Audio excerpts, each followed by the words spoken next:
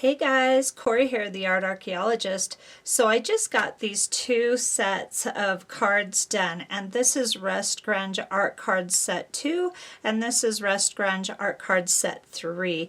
These were really fun to make, and I wanted to talk a little bit about the background paper for these. A long time ago, I used to tie-dye a lot of shirts and fabric, and so I had leftover dye, and I went ahead and used it on these art card on this paper. And this is Canson mixed media paper, by the way, but I didn't film this process, and I'm really sorry I didn't, because I love how these background papers came out, and I don't remember exactly how I did it, but I have remedied that since. I film everything I do now, so I have a record and I can refer back. But anyway, any kind of dyes or inks you have, just play around with what you've got and see what you come up with. And then if you don't film it, just write it down on a piece of paper, and then 5 years from now you'll be good to go.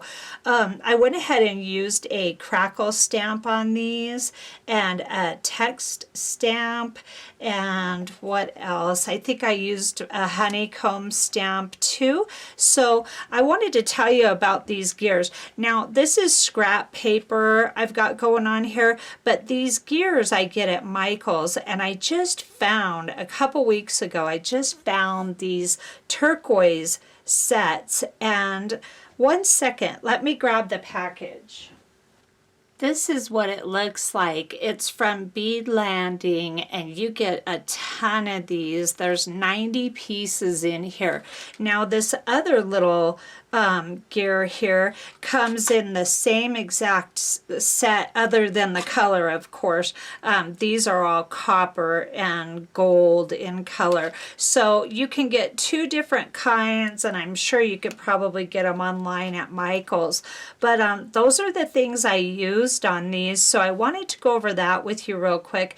And then these little snippets of gold fabric. I got this fabric a long time ago at Joann's, and if you can't find it, if it's not available, I would look in the tulle, that ballerina style tulle fabric. I would use that if I couldn't get this, because I have had this for a very long time. Now, my friend Cheryl had asked me about these sprigs right here. I'm in Colorado, and these little seed pod sprigs grow wild in my area, and they grow straight up out of the ground as the little stalk that they are. So they're everywhere here in the Colorado foothills. And I do not know what they are, so if you know what this sprig here is, please let me know. I'd love to know what these are called.